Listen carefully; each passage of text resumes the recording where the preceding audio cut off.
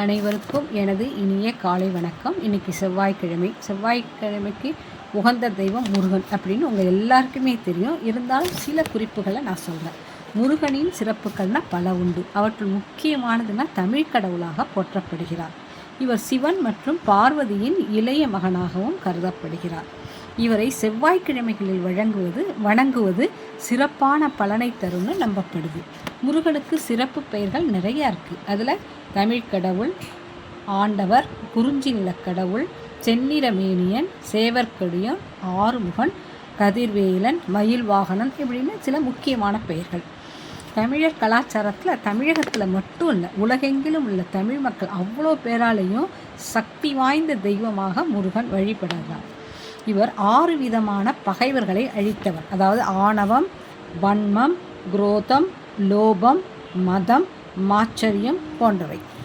வழிபாடு அப்படின்னா தினமும் முருகனை வழிபடுவது ரொம்ப நல்லது. அவருடைய மந்திரம் ஓம் சரவணபவ, கந்த சஷ்டி கவசம் போன்ற மந்திரங்களை உச்சரிப்பது சிறப்பு.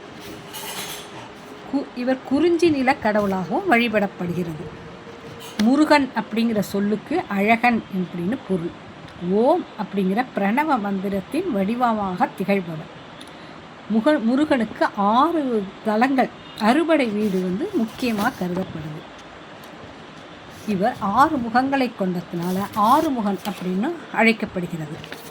ஆயுதங்கள், இவர் தாங்குவது ஆயுதங்கள் வலது கையில் கோழிக்கொடி, அங்குசம், அம்பு, வேல் ஆகிய ஆயுதங்களையும், இடது கையில் தாமரை, மணி, தண்டாயுதம், வில் போன்றவற்றையும் வைத்திருப்பார்.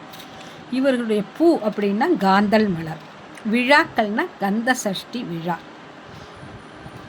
முருகனுடைய அருளை நாம் அனைவரும் பெற்று வளமுடனும் நலமுடனும் வாழ்வோம். நன்றி, வணக்கம்.